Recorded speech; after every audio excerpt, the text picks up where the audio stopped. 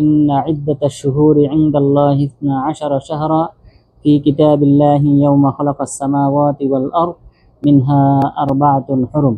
তো আলহামদুলিল্লাহ, আজকে যে বিষয়টি নিয়ে আলোচনা করব সেটা হলো, যেহেতু আমরা মুহররম মাসে পদার্পণ করেছি, তো মুহররম মাসে আমাদের কিছু করণীয় রয়েছে। তো সেই করণীয় সম্পর্কে আলোচনা করব। তো প্রথমত মহান রব্বুল আলামিন বলেছেন, ইন্না ইদ্দাতাশ শুহুরি ইনদাল্লাহি 12 শাহরা, যে নিশ্চয়ই আল্লাহ তাআলার নিকট তিনি যখন থেকে আসমান জমিন সৃষ্টি করেছেন তখন থেকে বছরের মাসের সংখ্যা হলো 12টি। এর মধ্যে 4টি হলো সম্মানিত। তাহলে একটা বছর পূর্ণ হয় 12 মাসে। এটা আল্লাহ তাআলা যখন থেকে আসমান জমিন সৃষ্টি করেছেন তখন থেকেই এই নিয়ম প্রক্রিয়াধীন। আর এর মধ্যে 4টি মাসকে আল্লাহ তাআলা সম্মানিত করেছেন। তো এই 4টি মাসের মধ্যে 12টি মাসের মধ্যে কোন 4টিকে আল্লাহ তাআলা সম্মানিত করেছেন, এটা সহিহ বুখারী এবং মুসলিমে উল্লেখ হয়েছে। রাসূল সাল্লাল্লাহু আলাইহি ওয়াসাল্লাম বলেছেন, আয-জামানু ক্বাদ ইস্তাদারা কা হাইয়াতিহি ইয়াওমা খালাকাস সামাওয়াতি ওয়াল আরদ মিনহা আরবাআতুন হুরুম সালাসাতুম মুতাওয়ালিয়াত যুলকাদা ওয়া যুলহিজ্জা ওয়া মুহররম ওয়া রজব বাইনা জুমাদাই ওয়া শাবান। যেদিন থেকে আল্লাহ তাআলা আসমান জমিন সৃষ্টি করেছেন সেদিন থেকে সময়ের পরিক্রমা আগের মতোই চলমান। আর এখানে বছর হয় 12টি মাসে। 12টি মাসের মধ্যে 4টি মাস হলো সম্মানিত। সেই 4টি মাসের 3টি মাস হলো ধারাবাহিকভাবে, অর্থাৎ যুলকাদা, যুলহিজ্জা, মুহররম, এই 3টা মাস বছরের 11, 12 এবং প্রথম মাস। 11, 12 এবং প্রথম মাস। তাহলে এই 3টা হলো ধারাবাহিকভাবে। এরপরে বললেন আরেকটি মাস রয়েছে, সেটা রজব মাস, যা জমাদিউস সানি এবং শাবান মাসের মাঝখানে অবস্থিত। তো তাহলে আমরা 4টি মাসের নাম পেলাম সহিহ বুখারী এবং মুসলিম থেকে। সেটা হলো যুলকাদা, যুলহিজ্জা, মুহররম এবং রজব। তো আমরা যে মাসে রয়েছি এখন, সেই মাসটা হলো মুহররম মাস। তো এই মুহররম মাস এবং এই বাকি 3টি মাস, এই 4টি মাস জাহেলি যুগেও সম্মানিত ছিল। জাহেলি যুগের লোকজন তারাও এই 4টি মাসকে সম্মানের দৃষ্টিতে দেখত।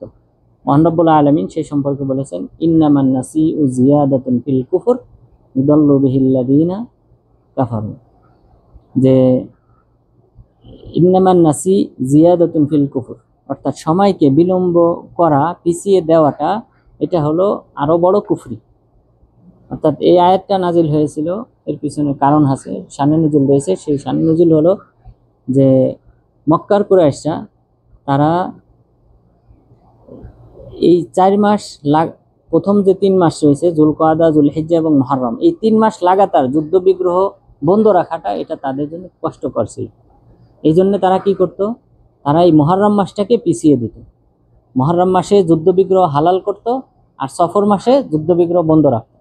আল্লাহ তাআলা বললেন, ইন্নামান নাসিউ জিয়াদাতুন ফিল কুফর, এই যে পিছিয়ে দেওয়া, মুহররম মাসকে হালাল করা, আর এই মুহররম মাসের পরিবর্তে সফর মাসে গিয়ে যুদ্ধবিগ্রহ বন্ধ করাটা, এই পিছিয়ে দেওয়াটা জিয়াদাতুন ফিল কুফর, এটা হলো আরো বড় কুফরি। তাহলে বোঝা যায় যে মক্কার কুরাইশরাও তারাও সম্মান করত, কিন্তু এই সম্মান করার ক্ষেত্রে আল্লাহ তাআলা যেভাবে চেয়েছিলেন সেভাবে তারা এটা করতো না। তারা খেয়াল খুশি মতো তারা মুহররম মাসটাকে হালাল করে ফেলতো, সফর মাসে যুদ্ধবিগ্রহ বন্ধ রাখতো, তবে মূল 4টি মাস তারা যুদ্ধবিগ্রহ বন্ধ রাখত। এই কারণে আল্লাহ তাআলা তাদের নিন্দা জানিয়েছেন। এবং এটা সর্বপ্রথম যিনি করেন তিনি ছিলেন উলমুস হুযায়ফা ইবনে আবদ ইবনে ফাকিম। হুযায়ফা ইবনে আবদ ইবনে ফাকিম সর্বপ্রথম তিনি এই বিলম্বিত করাটা, অর্থাৎ মুহররম মাসটাকে সফর মাসে নিয়ে যাওয়াটা, এই প্রচলনটা তিনি সর্বপ্রথম আরাফার ময়দানে তিনি প্রথম ঘোষণা করেন।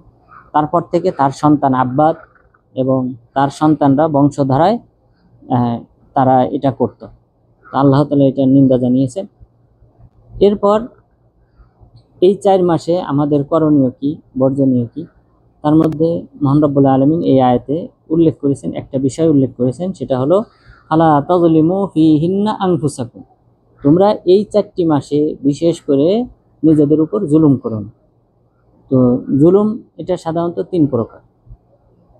জুলুমটা 3 প্রকার, এটা হাদিস দ্বারাও সাব্যস্ত। রাসূল সাল্লাল্লাহু আলাইহি ওয়াসাল্লাম বলেছেন, যে জুলুম, আর জুলমু সালাসা, জুলমুন ইয়াগফিরুহুল্লাহ ওয়া জুলমুন লা ইয়াগফিরুহুল্লাহ ওয়া জুলমুন লা ইয়াতরুকুহু।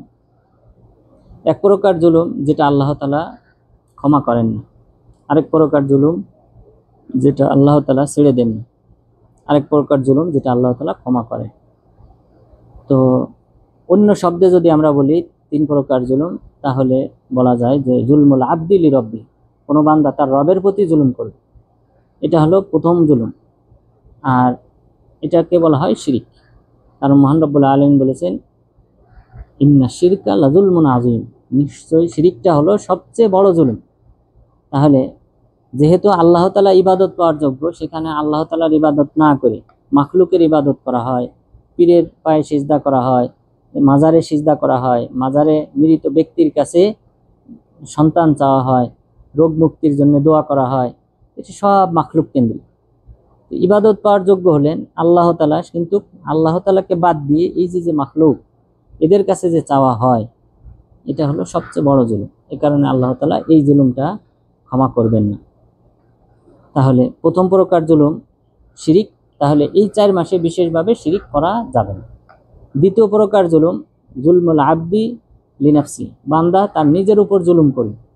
অর্থাৎ বলা হয় যে সগীরা গুনাহ এবং কবিরা গুনাহ, সগীরা গুনাহ এবং কবিরা গুনাহে কোনো ব্যক্তি যদি পতিত হয়, তাহলে সে নিজের উপর জুলুম করল। আদম আলাইহিস সালাম এবং হাওয়া আলাইহিস সালাম, তারা উভয়ে যখন ওই নিষিদ্ধ বৃক্ষের কাছে গেলেন, তখন আল্লাহ তাআলার কাছে তারা ফরিয়াদ করে বললেন রব্বানা যালামনা আনফুসানা, হে আল্লাহ, আমরা উভয়ে জুলুম করেছি নিজেদের উপর। এখানে জুলুম বলতে তারা আল্লাহ তাআলার নির্দেশকে অমান্য করেছিলেন। সুতরাং যে কোনো নিষিদ্ধ কাজে পতিত হওয়া, সগীরা গুনাহ হোক কবিরা গুনাহ হোক, সেগুলাতে পতিত হওয়া, এটাও এক প্রকার জুলুম। সেই বান্দা যেন নিজের উপর শাস্তিটাকে আবশ্যক করে নিল, এই কারণে এটাকে জুলুম বলা হয়। তাহলে এই প্রকার জুলুমও করা যাবে না। বিশেষভাবে এই 4 মাসের, বিশেষ করে মুহররম মাসের সম্মানার্থে এই অন্যায় কাজ থেকে অবশ্যই বিরত থাকতে হবে। এরপর 3 নম্বর প্রকার জুলুম, এটা আরো বেশি ক্ষতিকর, সেটা হলো জুলমুল আবদি লিগাইরিহি, কোনো বান্দা অন্য বান্দার জুলুম করবে, অন্য বান্দার হক নষ্ট করবে, এই প্রকার জুলুম থেকেও বিরত থাকতে হবে। রাসূল সাল্লাল্লাহু আলাইহি ওয়াসাল্লাম বলেছেন আতাদরুনা মাল মুফলিস, তোমরা কি জানো মুফলিস কাকে বলা হয়? সাহাবাগণ বললেন আল মুফলিসু ফিনা মান লা দিরহাম ওয়ালা মাতা। হে আল্লাহ রাসূল, মুফলিস তো তাকে বলা হয় যে ব্যক্তির কোনো প্রকার দিনার দিরহাম নাই, টাকা পয়সা নেই এবং কোনো সম্পদ নেই। তো সেই ব্যক্তিকে আমরা নিঃস্ব হিসেবে চিনি, মুফলিস হিসেবে চিনি। তখন রাসূল সাল্লাল্লাহু আলাইহি ওয়াসাল্লাম বললেন আল মুফলিসু ফি উম্মতি ইয়াতি বিসিয়ামিন ওয়া সালাতিন ওয়া যাকাত ওয়া ইয়াতি ক্বাদ শাতামা হাদা ওয়া ক্বাদাফা হাদা ওয়া আকালা মালা হাদা ওয়া সাফাকা দামা হাদা ওয়া যারাবা হাদা। মুফলিস হলো আমার উম্মতের মধ্যে সেই ব্যক্তি, যে ব্যক্তি কিয়ামত দিবসে ভালো আমল নিয়ে উপস্থিত হবে, পাশাপাশি খারাপ আমল নিয়ে উপস্থিত হবে।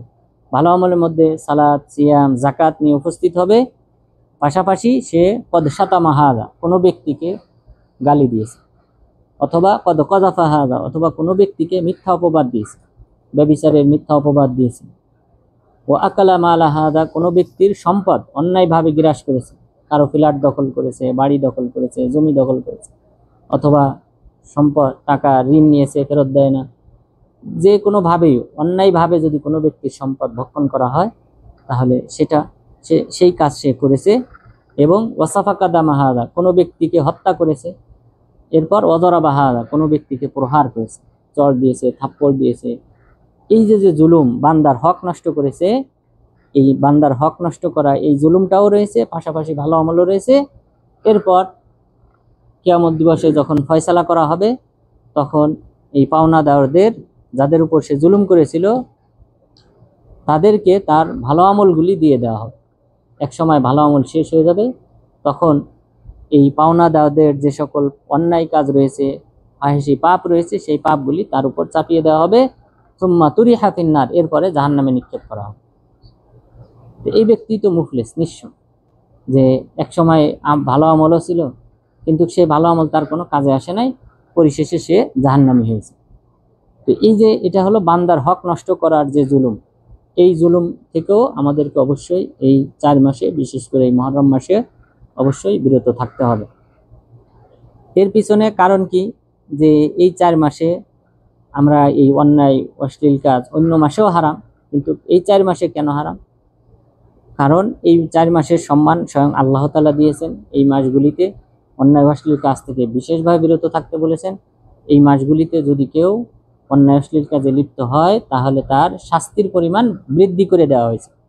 আব্দুল্লাহ ইবনে আব্বাস রাদিয়াল্লাহু আনহু তিনি আলা তাযলিমু ফিহিন্না আনফুসাকুম, এই আয়াতের ব্যাখ্যায় তিনি বলেছেন ওয়া জাআলা যামবা ফিহিন্না আযম, আল্লাহ তাআলা এই 4 মাসে পাপের শাস্তির পরিমাণ বৃদ্ধি করে দিয়েছেন। ওয়াল আমালা সালিহা বিল আজরি আযম, এবং সৎ আমলের সওয়াবের পরিমাণও বৃদ্ধি করে দিয়েছেন। সুতরাং এই মাসগুলিতে অবশ্যই অন্যায় অশ্লীল কাজ বিশেষভাবে বর্জন করতে হবে। যেমনভাবে মক্কা, মদিনা, বাইতুল মাকদেস এই সকল স্থানকে আল্লাহ তাআলা বিশেষ সম্মান দিয়েছেন, মর্যাদা দিয়েছেন। তো এই সকল স্থানে যদি কেউ পাপ করে অবশ্যই তার শাস্তির পরিমাণ বেশি হবে এই হারামের সীমানার বাহিরে যদি কেউ পাপ করে তার চেয়ে। যেটা হলো স্থানের মর্যাদা আল্লাহ তাআলা দিয়েছেন। অনুরূপভাবে কিছু সময় রয়েছে, সেই সময়েরও মর্যাদা আল্লাহ তাআলা দিয়েছেন। সুতরাং এই সময়েরও যদি কোনো ব্যক্তি, এই সময়গুলিতেও যদি কোনো ব্যক্তি অন্যায় কাজে লিপ্ত হয় তার শাস্তির পরিমাণও বেশি হবে, এবং তাদের মধ্যে অন্যতম একটা সময় হলো এই মুহররম মাস। তাহলে এই 3 প্রকার জুলুম থেকে অবশ্যই এই মাসে বিরত থাকতে হবে। এরপর আমাদেরকে অবশ্যই ভালো যে কাজগুলি রয়েছে, আমলগুলি রয়েছে, সেগুলি অবশ্যই বেশি বেশি করতে হবে, যেহেতু সওয়াবের পরিমাণ বেশি। তো ভালো আমলের মধ্যে তথা এই নিষিদ্ধ কাজের মধ্যে আরো কিছু নিষিদ্ধ কাজ রয়েছে। তার মধ্যে অন্যতম হলো যুদ্ধ বিগ্রহ। মুসলিমরা কোনো কাফের রাষ্ট্রের উপর প্রথম আক্রমণ করতে পারবে না এই 4 মাসে।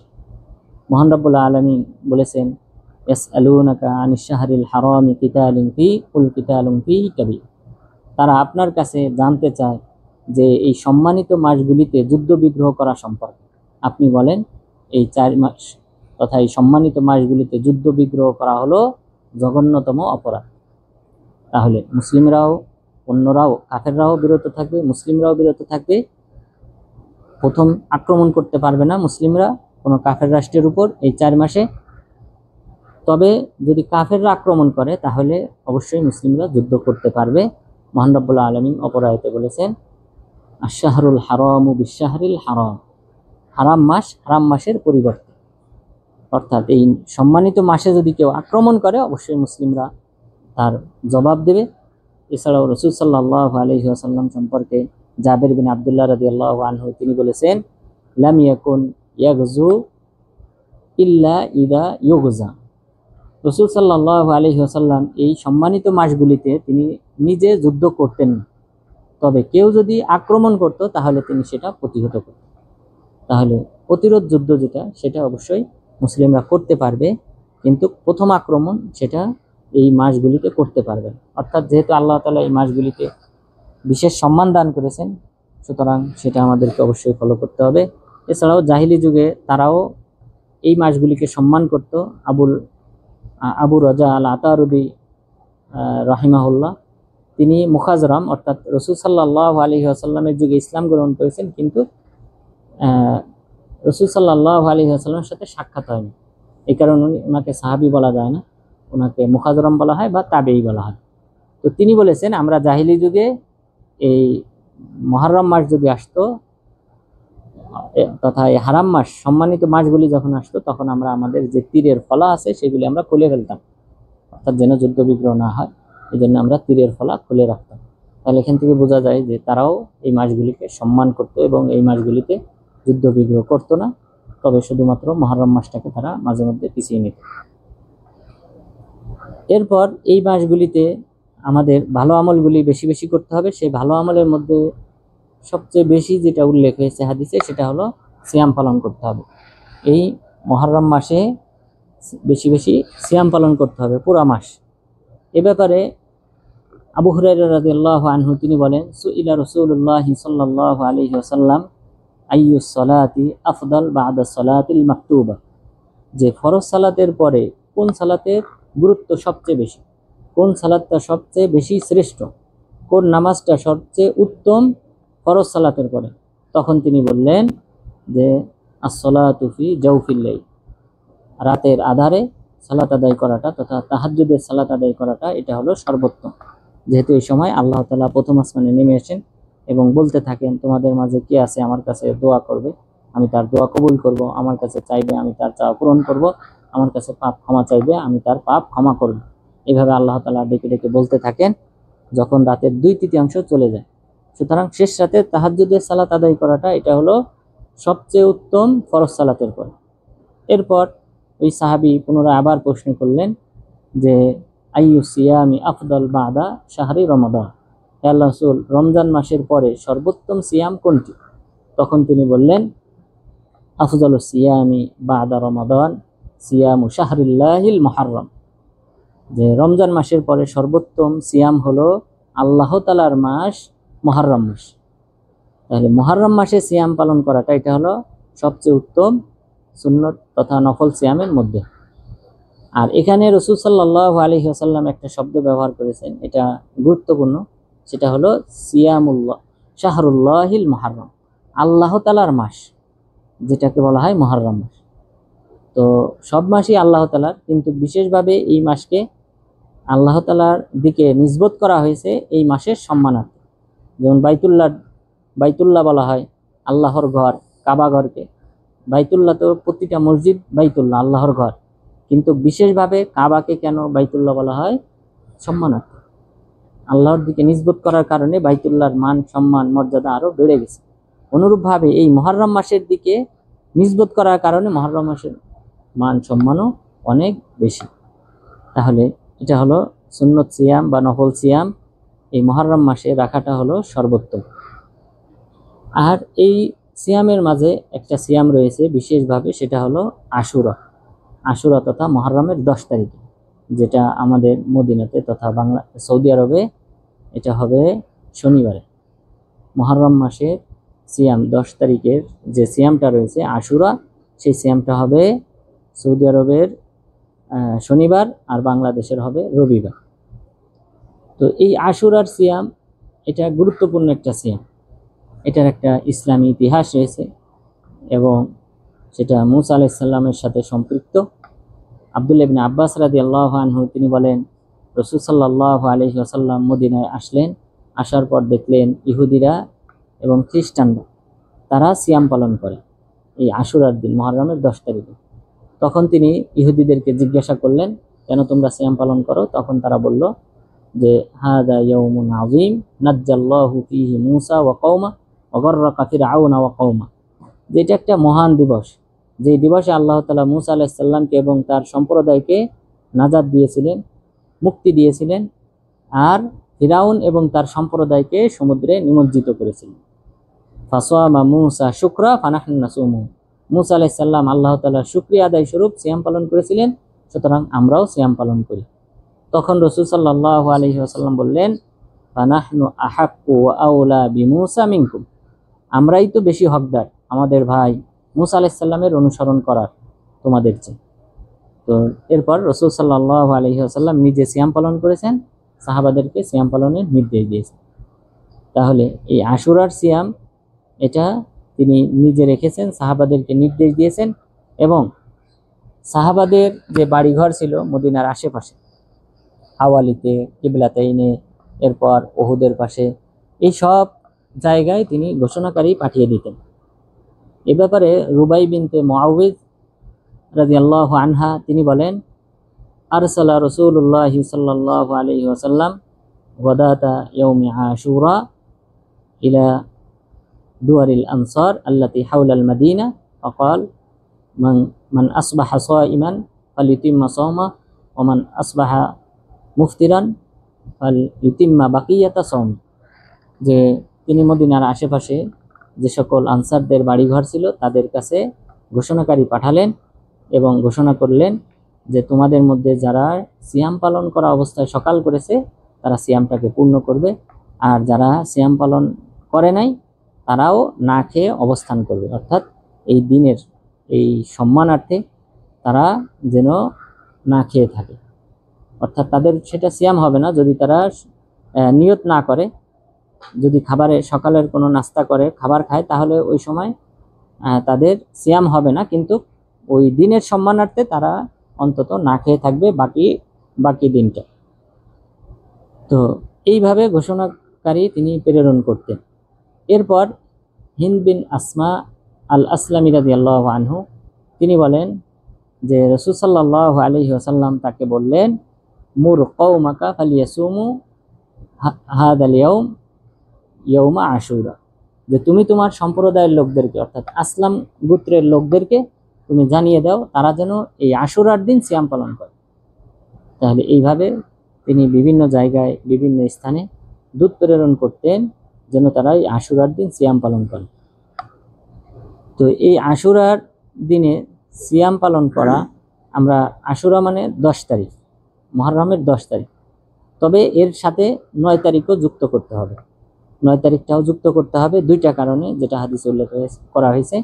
আব্দুল্লাহ ইবনে আব্বাস রাদিয়াল্লাহু আনহু প্রথম কারণ সম্পর্কে বলেছেন যে খালিফুল ইয়াহুদা ওয়ান নাসারা ফাসুমু ইয়াউমাত তাসি ওয়াল আশি, যে তোমরা ইহুদি খ্রিস্টানদের বিরোধিতা করো এবং তোমরা এই মুহররমের 9 এবং 10 তারিখে সিয়াম পালন করো।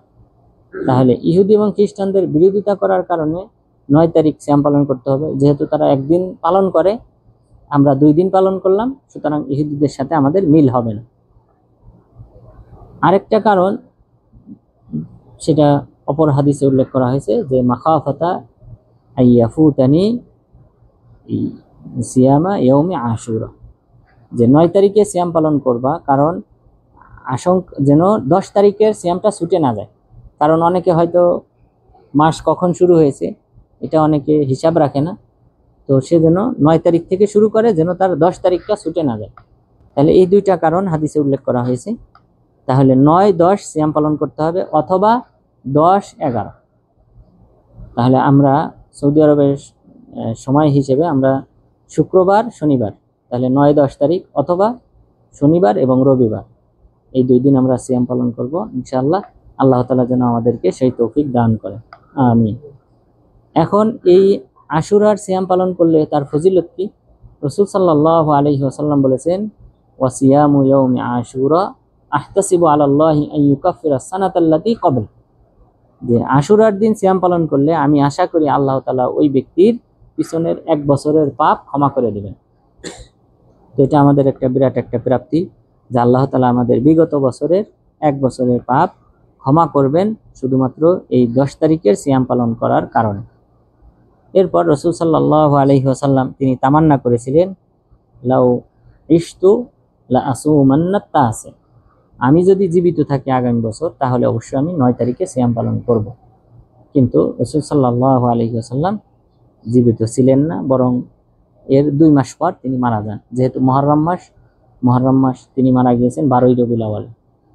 তো মুহররমের 10 তারিখে তিনি এই কথা যদি বলেন তাহলে এর মাত্র 2 মাস 2 দিন, এই টাইমের মধ্যে তিনি মারা যান। সুতরাং পরবর্তী বছর তিনি আর সিয়াম পালন করতে পারেন নাই, কিন্তু আমরা ইনশাআল্লাহ আমরা এটা পালন করব, যেহেতু তিনি বলে গিয়েছেন। সুতরাং এটাও এক প্রকার হাদিস, যে কওলি হাদিস। তো সুতরাং এটাও আমরা পালন করব, হয় 9-10 অথবা 10-11, এইভাবে আমরা ইনশাআল্লাহ সিয়াম পালন করব। আল্লাহ তাআলা যেন আমাদের সবাইকে সেই তৌফিক দান করেন, আমিন। এরপর প্রাসঙ্গিক একটা বিষয় এখানে উল্লেখ করা দরকার, সেটা হলো যে বর্তমান শিয়ারা 10ই মুহররমে যে কাণ্ডগুলি করে এটা সম্পূর্ণ শরীয়ত বিরোধী। শিয়ারা যে সকল মাতম করে, বিলাপ করে এবং নিজেদেরকে আহত করে, এটা সম্পূর্ণ শরীয়ত বিরোধী। হুসাইন রাদিয়াল্লাহু আনহু কালক্রমে ঘটনাচক্রে তিনি শাহাদত বরণ করেন এই 10ই মুহররমে, 61 হিজরির 10ই মুহররমে তিনি শাহাদত বরণ করেন। তাকে জুলুম করে হত্যা করা হয়, তার উপর জুলুম করা হয়েছে। তিনি হত্যার যোগ্য ছিলেন না, কিন্তু তবুও ওবাইদুল্লাহ বিন জিয়াদ, ওমর বিন সাদ বিন আবি ওয়াক্কাস তাদের নেতৃত্বে তাকে হত্যা করা হয়। এটা অবশ্যই তিনি জুলুমের শিকার হয়েছেন, এটা অন্যায় ছিল। কিন্তু শিয়ারা এটাকে কেন্দ্র করে এই 10ই মুহররমে যে কাজগুলি করে সেটা সম্পূর্ণ শরীয়ত বিরোধী। আমরা যদি লক্ষ্য করি যে হুসাইন রাদিয়াল্লাহু আনহু শাহাদাত বরণ করেছেন, তো রাসূল সাল্লাল্লাহু আলাইহি ওয়াসাল্লামের যুগেও অনেক সাহাবী শাহাদাত বরণ করেছে। বরং হামজা সম্পর্কে, হামজা রাদিয়াল্লাহু আনহু সম্পর্কে রাসূল সাল্লাল্লাহু আলাইহি ওয়াসাল্লাম বলেছেন, সাইয়্যিদুশ শুহাদাই ইনদাল্লাহি আযজা ওয়া জাল্লা ইয়াউমাল কিয়ামা হামজা। কিয়ামত দিবসে আল্লাহ তাআলার নিকট শহীদদের সর্দার হলেন হামজা রাদিয়াল্লাহু আনহু। তো হামজা রাদিয়াল্লাহু আনহু মারা গিয়েছেন 3য় হিজরিতে উহুদ যুদ্ধে। এরপর তিনি জীবিত ছিলেন আরো 8 বছর, 11 হিজরিতে তিনি মারা গিয়েছেন। তো 8 বছরে তিনি কখনো এরকম শিয়ারা যেভাবে বিলাপ করে, শিয়ারা যেভাবে নিজেদেরকে হাই হোসেন করে এবং নিজেদেরকে আহত করে, এটা কিন্তু তিনি কখনো করেননি। কোনো সাহাবাকে করতে নির্দেশ দেন নাই, বিলাপ করতে বলেন নাই। বরং মুসলিমরা কোনো ব্যক্তি মারা গেলে, শাহাদাত বরণ করলে, আমরা তার জন্য সর্বোচ্চ 3 দিন বিলাপ করতে পারি, 3 দিন শোক পালন করব। রাসূল সাল্লাল্লাহু আলাইহি ওয়াসাল্লাম জাফর বিন আবি তালেব, তার চাচাতো ভাই, তিনি যখন মুতার যুদ্ধে 7ম হিজরিতে মারা গেলেন, শাহাদাত বরণ করলেন, তখন 3 দিন পর তার বাড়িতে আসলেন। আসার পর তিনি বললেন, লা তাবকু আলা আখি বাদাল ইয়াউম, আজকের পরে তোমরা কেউ আমার এই ভাইয়ের জন্য কান্না করবা না, বিলাপ করবা না। কারণ মুসলিমরা কোনো ব্যক্তি মারা গেলে 3 দিন পর্যন্ত শোক পালন করবে। তবে এখানে এই শোক পালনের মাঝে চোখ দিয়ে পানি পড়তে পারে, এরপর দুশ্চিন্তাগ্রস্ত থাকা, এগুলা থাকবে। কিন্তু এখানে কোনো প্রকার চিৎকার, এরপর আফসোস করা, এইভাবে কোনো প্রকার আওয়াজ করা এবং কাপড় ছেঁড়া অথবা মুখে খামচি মারা, বুকে খামচি মারা ইত্যাদি কোনো কিছু করা যাবে না। রাসূল সাল্লাল্লাহু আলাইহি ওয়াসাল্লাম বলেছেন, লাইসা মিন্না মান লাতামাল খুদুদ ওয়া শাক্কাল জুয়ুব ওয়া দাআ বিদাওয়াল জাহিলিয়া, আমার উম্মতের অন্তর্ভুক্ত না সেই ব্যক্তি যে ব্যক্তি লাতামাল খুদুদ, যে নিজের চেহারায় আঘাত করবে, ওয়া শাক্কাল জুয়ুব, কাপড় ছিঁড়ে ফেলবে, অর্থাৎ বিপদ আসার পর বা কেউ মারা গেলে সে কাপড় টেনে ছিঁড়ে ফেলবে, মুখে খামচি মারবে, অথবা দাওয়া বিদাওয়াল জাহিলিয়া, জাহিলি যুগের মতো উচ্চ স্বরে চিৎকার করবে, চেঁচামেচি করবে, সেই ব্যক্তি আমার উম্মতের অন্তর্ভুক্ত। সুতরাং আমরা রাসূল সাল্লাল্লাহু আলাইহি ওয়াসাল্লামকে ফলো করব। এখানে শিয়ারা যেটা করে অবশ্যই এটা নিন্দনীয়, এটা আমাদেরকে অবশ্যই বর্জন করতে হবে। বরং তিনি বায়াত যখন গ্রহণ করতেন মহিলাদের কাছ থেকে, তখন তিনি এটার অঙ্গীকার নিতেন যে আল্লাহ নাখমিশ আলা উজুহিনা, যে চেহারার উপর আমরা কখনো কি করব না, খামচি মারব না, মহিলাদের কাছ থেকে অঙ্গীকার নিতেন। এরপর ওয়ালা নাদউ ইয়া ওয়াইলা, এবং কখনো আমরা হাই আফসোস বলে চিৎকার করব না। এরপর ওয়ালা নানশুরু শাআরা, আমরা আমাদের চুল ছেড়ব না, ওয়ালা নাশুক্কু জাইবা, আমরা আমাদের কাপড় ছিঁড়ব না। এই অঙ্গীকার নিয়ে তারপর রাসূল সাল্লাল্লাহু আলাইহি ওয়াসাল্লাম মহিলাদের কাছ থেকে বায়াত নিতেন। কারণ আসলে এই চিৎকার চেঁচামেচি এগুলো সাধারণত মহিলারাই করত। আর জাহিলি যুগে কি করা হতো, জাহিলি যুগে তারা কিছু মহিলাকে ভাড়া করত কান্নাকাটির জন্য। তো তারা ওই দিন কান্নাকাটি করত, উচ্চস্বরে চিৎকার করত, মুখে খামচি মারত, এভাবে তারা সমাপ্তি ঘটাতো। কিন্তু শিয়াদের এই যে কর্মকাণ্ড, এটা আরো জঘন্য, এটা চলমান সেই 1400 বছর পূর্ব থেকে নিয়ে এখন পর্যন্ত অব্যাহত। প্রতি বছরে তারা কিন্তু এটা নবায়ন করে, নতুন করে আবার মুহররম মাস আসলে তারা এটা করে। কিন্তু জাহিলি যুগে তো মাত্র ওই দিন করা হতো এগুলা, একটা নির্দিষ্ট সময়ের জন্য, কিন্তু তারা যুগ যুগ ধরে এইভাবে করে আসছে। সুতরাং এটা আরো বেশি জঘন্য, জাহিলি যুগের চেয়ে আরো বেশি জঘন্য। এরপর এই আমরা যদি ইতিহাস থেকে বিশ্লেষণ করি যে আসলে এর জন্য কে দায়ী, হুসাইন রাদিয়াল্লাহু আনহু শাহাদাত বরণের পিছনে কে দায়ী, মূলত শিয়ারাই দায়ী। ইয়াজিদ ইবনুল আসম রাহিমাহুল্লাহ তিনি বলেন যে আমি হাসান রাদিয়াল্লাহু আনহুর সাথে ছিলাম, তখন অনেকগুলি চিঠি আসলো। হাসান রাদিয়াল্লাহু আনহু চিঠির দিকে ভ্রুক্ষেপ না করে এগুলি সব পানিতে ফেলে দিলেন। তখন আমি প্রশ্ন করলাম যে আপনি চিঠি পড়লেন না এবং কাদের কাছ থেকে চিঠি এসেছে আপনি এইভাবে নিক্ষেপ করলেন? বললেন এটা ইরাকবাসীর কাছ থেকে চিঠি আসছে, ইরাকবাসীর কাছ থেকে চিঠি আসছে, সুতরাং তারা গাদ্দার জাতি, এদের এই চিঠি আমি পড়ে দেখতে চাই না এবং আমি নিজের উপর আশঙ্কা করি না, কিন্তু আশঙ্কা করি, ইশারা করলেন হুসাইন রাদিয়াল্লাহু আনহুর দিকে, যে আমি আশঙ্কা করি হুসাইন রাদিয়াল্লাহু আনহুকে তারা কি করবে, ধোঁকা দেবে। এরপর হাসান রাদিয়াল্লাহু আনহু মারা গেলেন 49 হিজরিতে অথবা 50 হিজরিতে। এরপর ইরাক থেকে 500টা চিঠি আসে হুসাইন রাদিয়াল্লাহু আনহুর কাছে। ইরাকের কুফা, বসরা এই অঞ্চল থেকে প্রতিটা গোত্রের যিনি সর্দার ছিলেন তার নামে নামে চিঠি আসে। 500টির উপরে চিঠি আসে। হুসাইন রাদিয়াল্লাহু আনহুকে বলা হয় আপনি ইরাকে আসেন, আমরা আপনার হাতে বায়াত করব। এরপর হুসাইন রাদিয়াল্লাহু আনহু তার ভাই মুসলিম বিন আকিলকে প্রেরণ করলেন যে দেখো তারা আসলে প্রকৃতপক্ষে আমার হাতে বায়াত করতে চায় কিনা। তিনি গেলেন, তারা প্রাথমিকভাবে বায়াত করে। তখন তিনি চিঠি লেখেন আপনি আসেন ইরাকে, তারা আপনার হাতে বায়াত করবে। এদিকে সেখানে নোমান বিন বশির তিনি ছিলেন গভর্নর, তাকে চেঞ্জ করে ওবায়দুল্লাহ বিন জিয়াদকে গভর্নর করা হয়। ওবায়দুল্লাহ বিন জিয়াদকে গভর্নর করার পর তিনি মুসলিম বিন আকিলকে হত্যা করেন। মুসলিম বিন আকিল তিনি যখন জানতে পারেন ওবায়দুল্লাহ বিন জিয়াদ এসেছে, তখন তার প্রাসাদ ঘেরাও করেন। ঘেরাও করার পর তার সাথে ছিল মাত্র 4000, অর্থাৎ মুসলিম বিন আকিল তার সাথে মাত্র 4000 ছিল। তো প্রাসাদ ঘেরাও করেন। এরপর ওবায়দুল্লাহ বিন জিয়াদ তিনি বললেন তোমাদের যে মাসিক ভাতা দেওয়া হয় সেটা বন্ধ করে দেওয়া হবে, আর যদি কেউ মুসলিম বিন আকিলের পক্ষ পরিত্যাগ করে তাহলে তার ভাতা বৃদ্ধি করে দেওয়া হবে, আর এরপরও যদি তোমরা মুসলিম বিন আকিলের সাথে থাকো আমি সামদেশ থেকে সৈন্যবাহিনী এনে তোমাদের বিচার করব। তখন সন্ধ্যা হতে হতে সবাই চলে যায়, মাত্র 30 জন ছিল। সন্ধ্যা যখন ঘনিয়ে আসে ওই 30 জনও চলে যায়। তখন মুসলিম বিন আকিল তিনি কিন্দা গোত্রের এক মহিলার বাড়িতে আশ্রয় নেন। মহিলা তিনি আশ্রয় দিয়েছেন, কিন্তু তার ছেলে গিয়ে ওবায়দুল্লাহ বিন জিয়াদকে জানিয়ে দেয় যে মুসলিম বিন আকিল আমাদের বাসায় আছে। তাকে গ্রেপ্তার করে নেওয়া হয়, হত্যা করা হয়।